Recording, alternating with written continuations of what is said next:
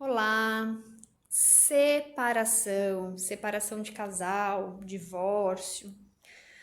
Como é difícil, né, gente, passar por esse processo. Não é nada fácil. E hoje eu quero falar com vocês um pouquinho sobre isso. Qual seria o recurso, né? Qual seria o caminho para que a gente pudesse ter aí uma separação um pouco mais tranquila, sistemicamente falando, a ponto de não levar para uma nova relação as coisas, né, que a gente tá deixando para trás dentro desse processo de se separar. Uma das coisas muito importantes que a gente precisa entender dentro da relação de casal é que a gente constrói uma ideia quando nós estamos com alguém.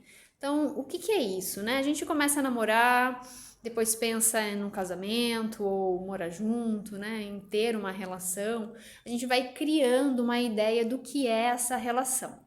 Num primeiro momento, a gente constrói, né, o que é a relação que seria perfeita para mim, com sonhos. A gente idealiza muitas vezes não só a relação, mas também a pessoa. Né? A gente vai construindo uma imagem de como aquela pessoa é perfeita, maravilhosa, ou ao longo do relacionamento, os sonhos que juntos vamos construir, né, coisas materiais ou coisas emocionais, o que a gente já conquistou, o que a gente já superou, o que a gente ainda deseja conquistar. Tudo isso vai ficando no mundo das ideias. Né? A gente chama isso de idealizações, né, de expectativas, de coisas que a gente cria.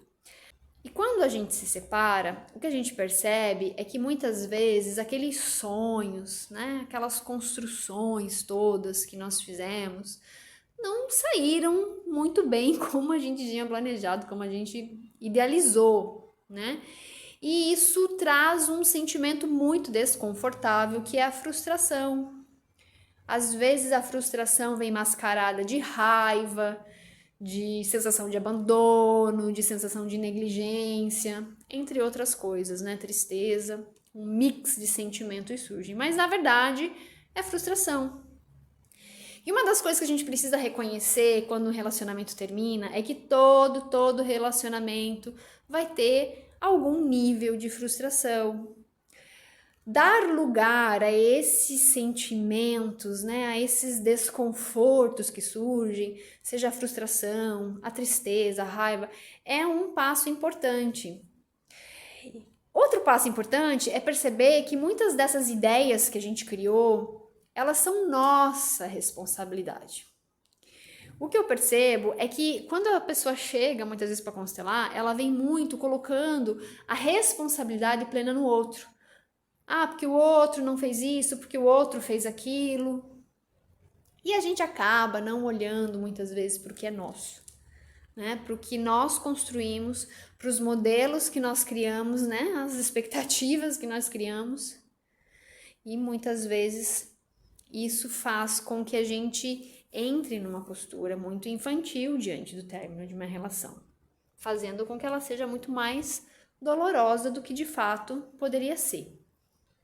Quando a gente reconhece que sim, eu criei coisas, criamos, né, ideais e sonhos juntos. Alguns foram bobagem da minha cabeça, foram ilusões que eu criei. Outros foram sonhos reais que de fato estavam em vias, né, estavam a caminho de se realizar, mas houve a questão de separação e não vai se realizar.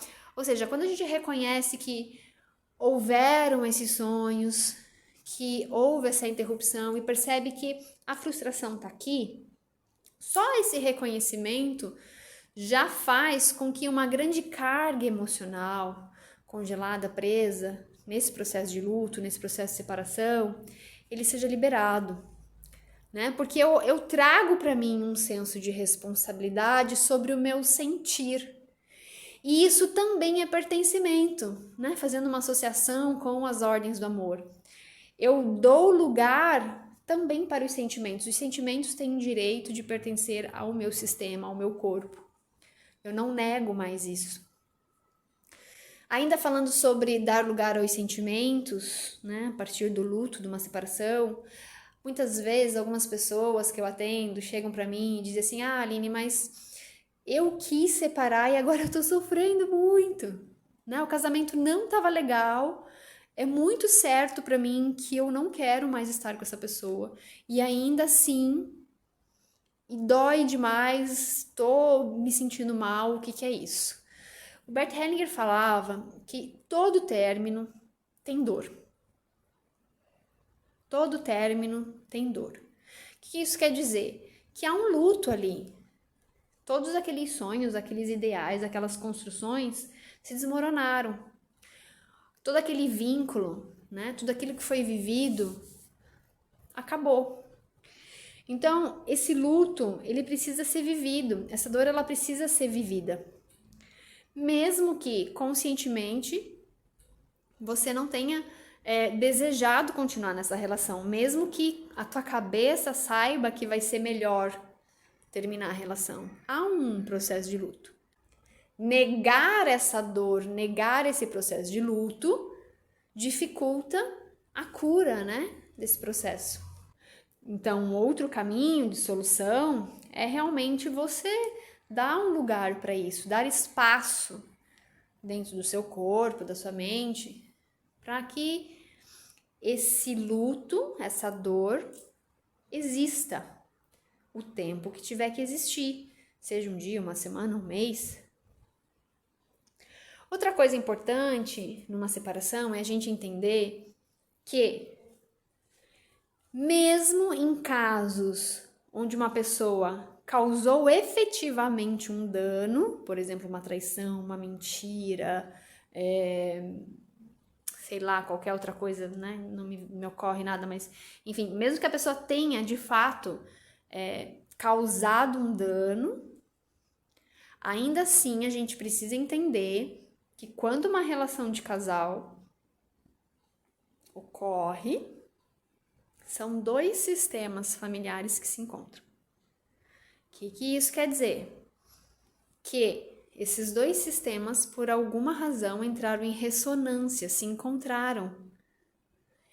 E essa ressonância, ela diz que dentro desse sistema familiar, né, dessas duas pessoas, existem informações que se complementam, como por exemplo no caso de vítima e algoz, ou elas são muito similares. Quando, por exemplo, tem informações de num sistema familiar tem alcoólatras e no outro sistema familiar também tem alcoólatras, ou ter doenças psiquiátricas numa família e ter doenças psiquiátricas na outra, ou o pai do meu parceiro foi ausente, meu pai também foi. Enfim, existem essas duas situações. E aí o que acontece? Quando eu me encontro com meu parceiro, com a minha parceira, essas conversas, né? Essas informações inconscientes, elas acontecem através do nosso relacionamento. Então, a gente já sabe, né? Quando busca aí o conhecimento da constelação familiar, que existem campos de informação que influenciam os nossos comportamentos. Sheldrake fala muito disso, né? Dos campos mórficos e dos campos morfogenéticos, ou seja, são campos de informação que influenciam o nosso comportamento. E aquilo vai influenciar cada vez mais outros comportamentos. Por isso que a gente fala que existe sim uma responsabilidade compartilhada também no término, mesmo que a outra pessoa tenha de fato feito algo, né, um dano, tenha me ferido. Porque existe uma responsabilidade compartilhada, mesmo que essa responsabilidade seja inconsciente. Mesmo que essa responsabilidade seja inconsciente e sistêmica. E por fim, também tem a questão dos modelos de relacionamento, né? Quais são as pessoas, os casais que estão ao meu redor e que eu interajo? O que isso quer dizer?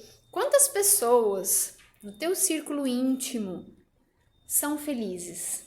Quantas pessoas no seu círculo íntimo, e isso vai desde pai, avô, avó, né? Os pais, os avós, tios, irmãos, amigos íntimos. pessoas das quais você convive no trabalho.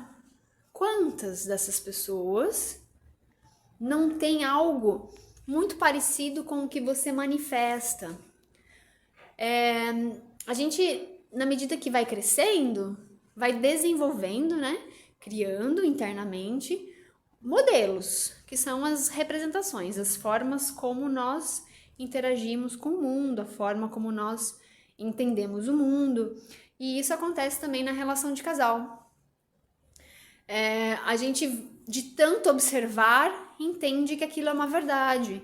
Então, quanto mais você observar no teu meio, casais que não se dão bem, que brigam, onde há traição demais, onde, por exemplo, o homem é sempre a pessoa que trai, ou a mulher é sempre a que faz tudo, ou se há sempre negligência de uma das partes, ou se há sempre escassez, não sei.